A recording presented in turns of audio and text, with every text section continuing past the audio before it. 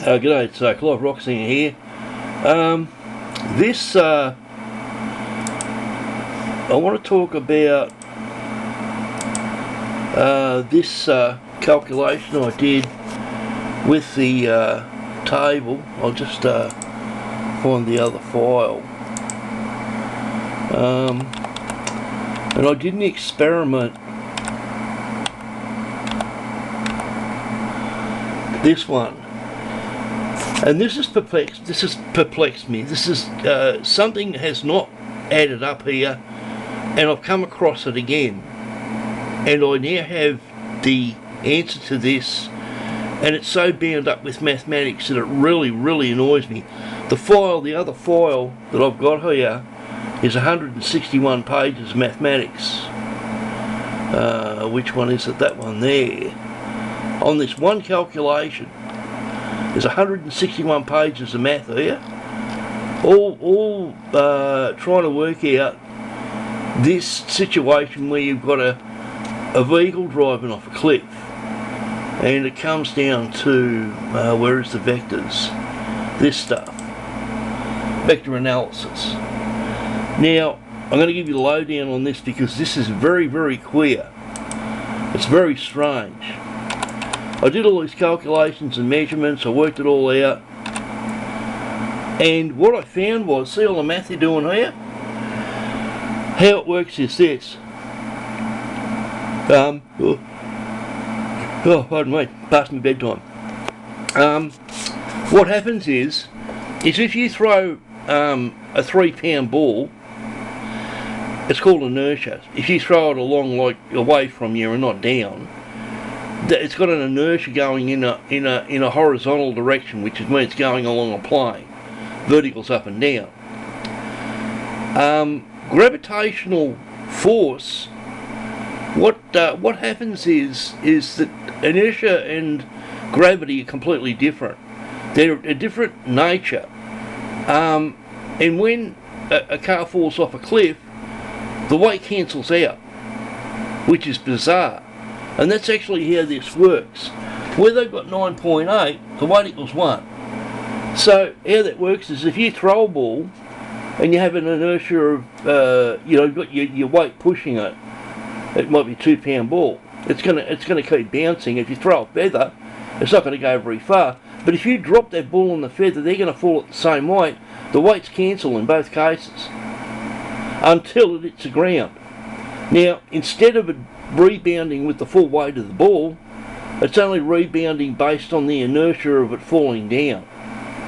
That part's a little bit muddy. I'm not completely sure about how that works, but what I'm saying here is that you've got your inertia force, which is causing the angle for it to travel. But when something is falling with respect to gravity, the weight just goes away. It disappears, which is bizarre.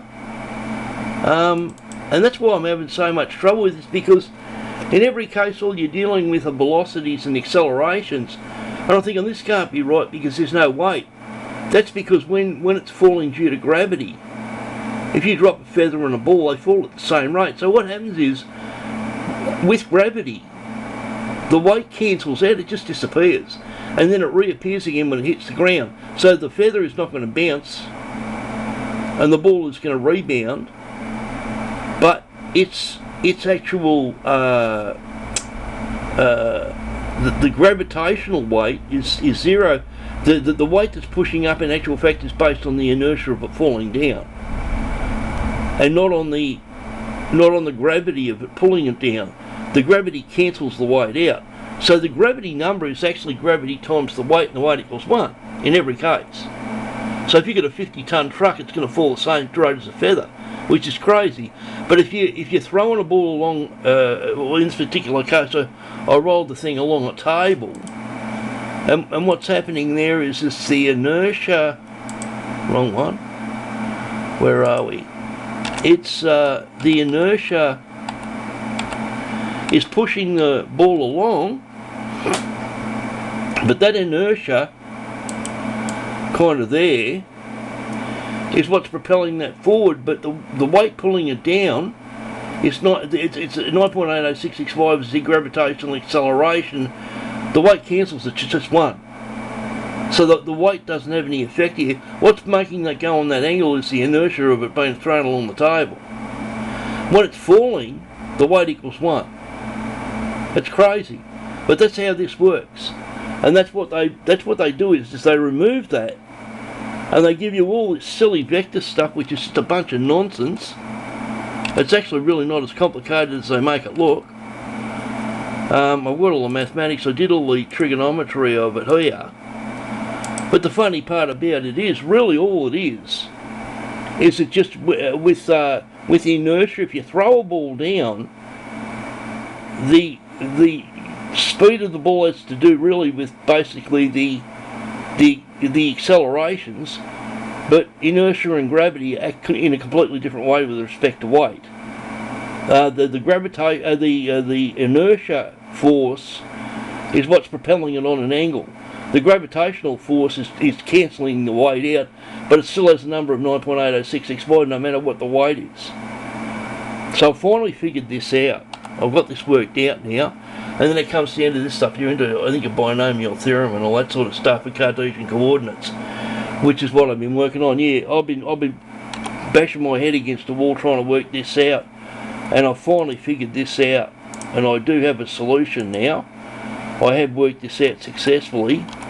I haven't actually calculated exactly where it's going to hit the ground, but again I've come across this where the weight had cancelled, and see where you've got the calculation here, they're only dealing with velocities and accelerations. There's no weight there.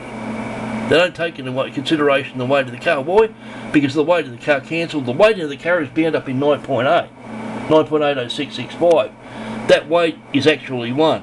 And it's actually weight times the gravity, but of course the weight is 1, so they just remove that. But that's actually where the weight went. The weight's there, but 9.8's been represented by 9.8. That's it. But then you have your inertial weight, and that's completely different. That's your kilogram force, or Newton. So, Clive Rocksinger, yeah, I'm getting this finally sorted out. I've been chasing this for years. Clive Rocksinger over and out.